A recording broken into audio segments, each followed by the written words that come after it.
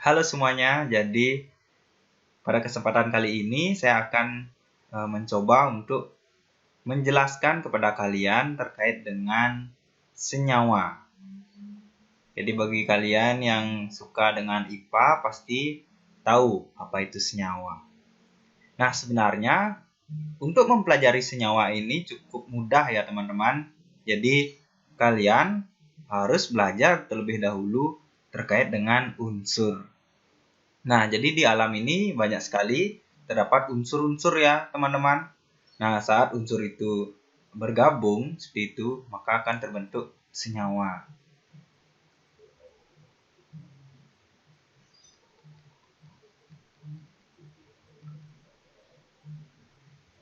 Nah, selanjutnya di sini ada mind mapping ya, tentang senyawa. Jadi, senyawa, kemudian ada definisi, kemudian ikatan, misal pembentukan, dan contoh-contohnya. Seperti itu. Jadi teman-teman bisa perhatikan saja langsung di sini terkait dengan mind mapping senyawa. Nah, langsung saja saya akan mulai terlebih dahulu terkait dengan pengertian senyawa. Nah, senyawa ini sebenarnya juga merupakan satunggal ya teman-teman. Jadi satunggal yang dapat diuraikan menjadi dua zat atau lebih yang lebih sederhana dengan cara kimia seperti itu. Jadi salah satu contohnya kalian bisa perhatikan di sini ada air yang ada di dalam gelas. Nah, jadi air ini memiliki rumus H2O ya teman-teman. Jadi saat diuraikan, jadi air tersebut kita uraikan, maka hasilnya itu akan menjadi unsur hidrogen dan juga oksigen teman-teman. Jadi seperti itu dia. Nah, saat dia berikatan, maka akan terbentuklah air seperti itu. Nah, jadi senyawa terbentuk itu melalui proses pencampuran zat secara kimia. Kemudian bisa juga dengan pembakaran atau penguraian dekomposisi. Nah, secara termal ataupun elektrik seperti itu ya teman-teman. Jadi sifat suatu senyawa akan berbeda dengan unsur-unsur penyusunnya.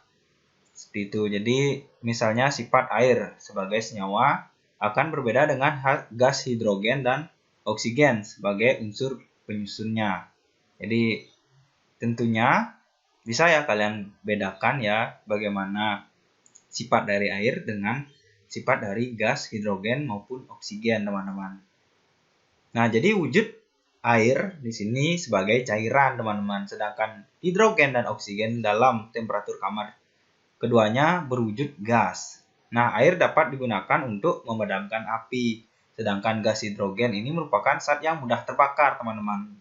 Dan gas oksigen merupakan zat yang diperlukan dalam pembakaran, seperti itu. Jadi, saat hidrogen dan oksigen ini bergabung, maka akan membentuk suatu senyawa air, seperti itu, teman-teman. Nah, di sini bisa kalian perhatikan ada beberapa contoh senyawa, teman-teman. Jadi, ada rumus kimianya juga ya. Jadi, nama senyawa ini yang pertama ada air, kemudian amonia, es kering, garam dapur, kapur tohor, dan sebagainya, teman-teman. Jadi, senyawa-senyawa ini tentunya bisa kita temukan dalam kehidupan sehari-hari, teman-teman. Seperti itu ya.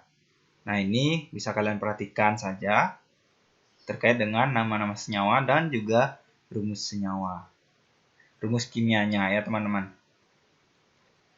Oke, kita lanjut ke senyawa berdasarkan asal pembentukannya teman-teman. Jadi berdasarkan asal pembentukannya, ini senyawa digolongkan menjadi dua jenis ya. Jadi senyawa organik dan senyawa anorganik. Nah, ternyata bukan hanya sampah saja ya teman-teman bisa dibedakan menjadi organik dan anorganik.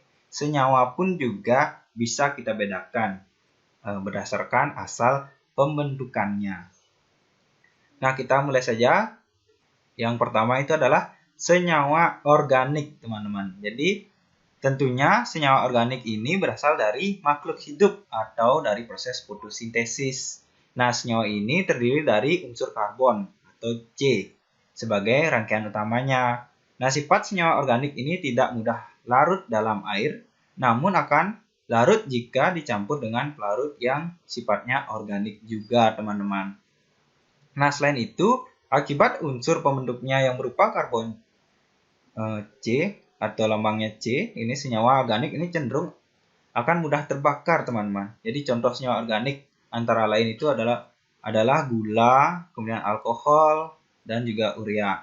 Jadi ada lagi contoh senyawa lainnya yang tentunya dihasilkan atau berasal dari makhluk hidup maupun proses fotosintesis, teman-teman.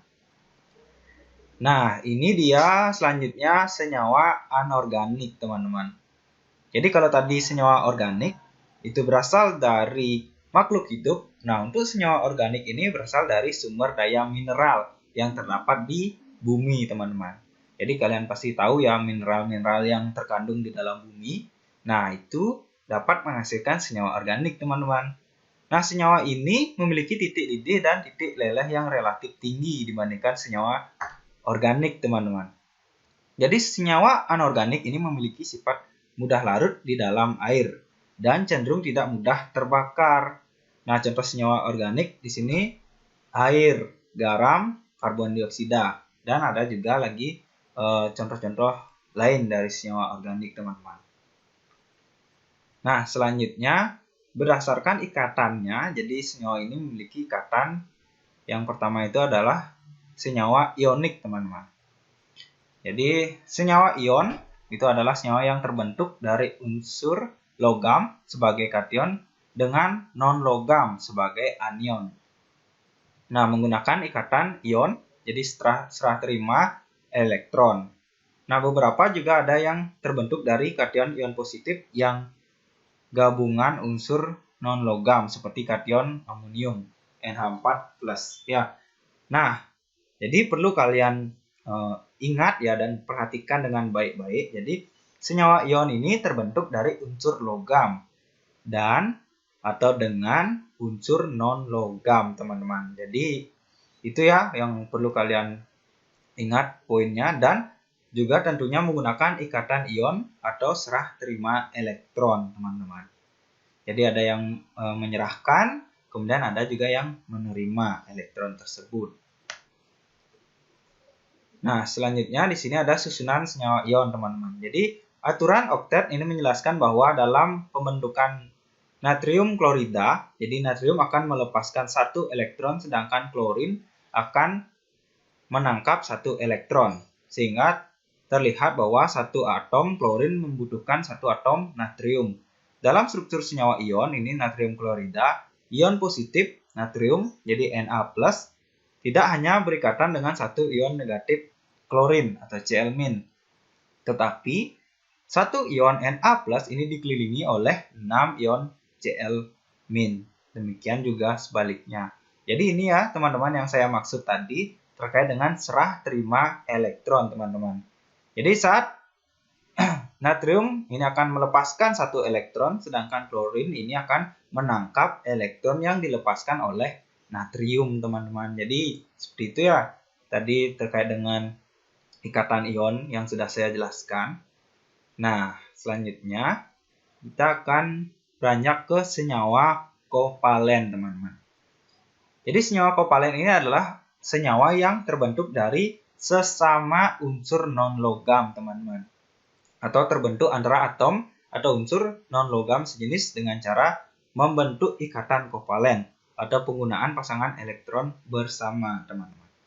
Jadi kalau tadi senyawa ion itu satu unsur logam berikatan dengan non-logam. Nah, untuk senyawa kovalen ini jadi sama-sama, teman-teman. Jadi sama unsur non-logam atau sesama unsur-unsur non-logam berikatan itu membentuk ikatan kovalen. Seperti itu, teman-teman. Nah, di sini ada cara membedakan senyawa ion dan senyawa kovalen, teman-teman.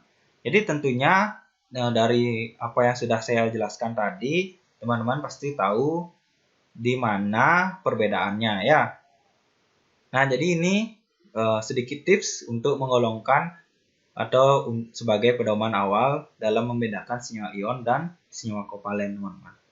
Jadi yang pertama itu silahkan kalian hafalkan unsur-unsur non-logam. yang ada di sistem periodik unsur ya. Jadi sedangkan unsur-unsur logam yang tidak perlu dihafalkan ya. Jadi khusus untuk unsur-unsur non-logam saja. Nah, jumlah unsur non-logam yang biasa membentuk senyawa kovalent itu hanya ada 11, teman-teman. Jadi di sini disebutkan unsur H, C, N, O, F, Cl, Br, I, P, S, dan S, teman-teman. Nah, maka selain yang dihafalkan itu dipastikan adalah unsur logam, teman-teman. Jadi ini beberapa unsur non-logam yang sering membentuk atau biasanya membentuk senyawa kovalen. Nah, ini penting ya karena senyawa kovalen ini biasanya hanya disusun oleh unsur-unsur non-logam yang itu-itu saja, teman-teman. Itu. Nah, selanjutnya yang kedua, senyawa ion itu selalu tersusun dari unsur logam dan non-logam, sedangkan senyawa kovalen tersusun dari sesama unsur-unsur non-logam saja. Nah, ini yang sudah saya sampaikan tadi ya teman-teman terkait dengan perbedaan dari senyawa ion dan senyawa kovalen, teman-teman. Nah, gimana? Jadi sebenarnya sangat mudah sekali ya teman-teman untuk mempelajari tentang senyawa ini. Jadi ini hanya dasarnya, teman-teman. Jadi dasar kalian belajar tentang senyawa. Nah, nanti banyak lagi ya. Jadi kalian harus belajar mulai dari unsur, kemudian senyawa, dan campuran, teman-teman. Seperti itu ya. Nah, jadi mungkin sekian saja yang bisa saya sampaikan pada video kali ini. Jadi terima kasih sebelumnya yang sudah menonton video ini. Dan semoga bermanfaat untuk kalian ya. Oke, sampai jumpa di video selanjutnya. Terima kasih.